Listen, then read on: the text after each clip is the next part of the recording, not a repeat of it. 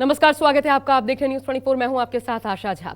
बात हिमाचल प्रदेश की हम करने वाले हैं, जो 50 सालों की सबसे भीषण प्राकृतिक आपदा का सामना कर रहा है।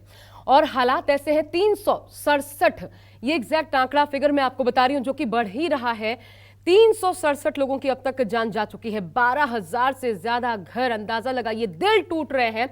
ऐसी तस्वीरें सामने आ रही है उन घरों को टूटते देखकर। बड़ी तादाद है आश्रितों की, और इसमें पूरी मेहनत से नो डाउट हिमाचल सरकार जुटी हुई है।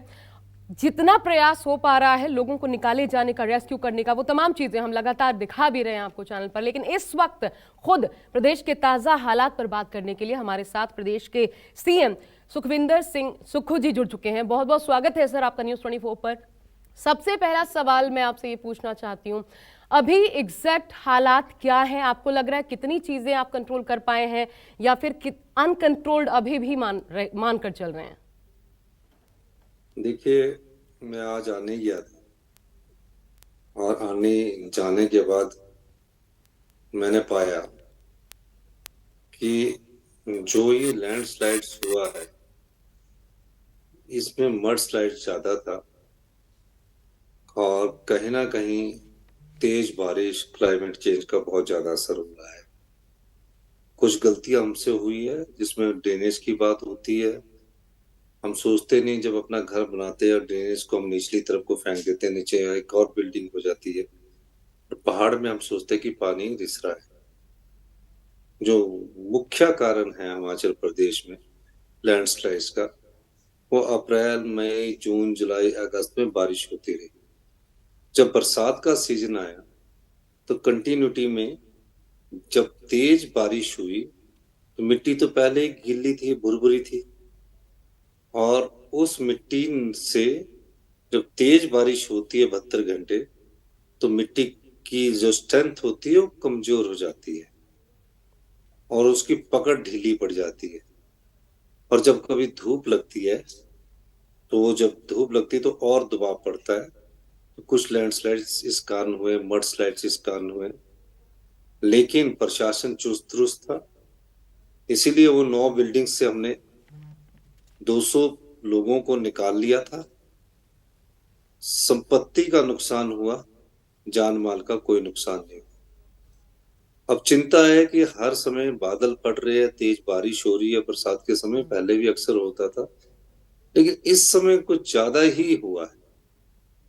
और क्लाइमेट चेंज में क्यों कह रहा हूं, स्पीति में हमारे कभी बारिश नहीं होती थी। बरसात के समय वहां धूप लगी रहती थी, स्नोफॉल होता था, -डिग्री में टेम्परेचर है। वहां रेत के पहाड़ है, शीत मरुस्थल बोलते हैं इसको। जब उसमें बारिश हुई तो कहीं ना कहीं क्लाइमेट चेंज का भी बहुत असर है कि इतनी ज्यादा बारिश पिछले 50 वर्षों में नहीं हुई, और इतनी बड़ी त्रासदी हमने अपने जीवन काल में भी नहीं देखी। किस हद तक आपको लगता है सुखविंदर जी काबू पाया जा सका है, और चुनौतियां किस प्रकार की आ रही हैं?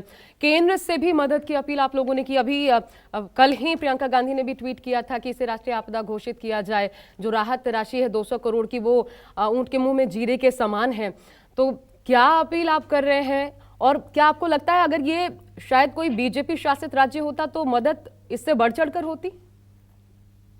देखिए, मैं 2 चीजें जानता हूँ कि हमने अपने राज्य में राज्य आपदा घोषित कर दी है, और केंद्र सरकार से ये अनुरोध कर रहे हैं कि आप इसको राष्ट्रीय आपदा घोषित कर दीजिए। क्या कारण है ये तो मैं नहीं जान सकता, ना इन कारणों की मैं गहराई पर जाना चाहता हूँ। इस समय मेरा ध्यान हिमाचल प्रदेश में जहां भी नुकसान हो रहा है वहां जान माल का ना हो, जिंदगियां हमको छोड़कर ना जाए। मेरा ध्यान पूरा उस पर लगा है। संपत्ति और संपदा को बनाने के लिए तो समय लग जाएगा, पर जिसकी संपत्ति जान चलेगी उसको उस संपदा का क्या फायदा। तो हम प्रयास ये कर रहे हैं, और मेरा ये मानना है कि हमें बहुत धन की जरूरत होगी और कम से कम 1 साल इंफ्रास्ट्रक्चर के लिए लगेगा। लेकिन 1 महीने के भीतर हम अपने टेम्परेरी सभी सड़कों को हम जोड़ देंगे। बहुत बड़ा आर्थिक नुकसान हुआ है, टूरिज्म के रूप में हमें जीएसटी आता था, उसका नुकसान हुआ है। और जो कई प्रकार की चीजें हैं जिसके कारण बहुत ज्यादा नुकसान हुआ है। मेरी केंद्र सरकार से ये मांग है कि हमें स्पेशल पैकेज दें, जिस तरह उत्तराखंड के केदारनाथ में दिया, गुजरात के भुज में दिया, और जब महाराष्ट्र में भूकंप आया था तो उस ढंग से दें। क्यों कर रहा हूं मैं ये?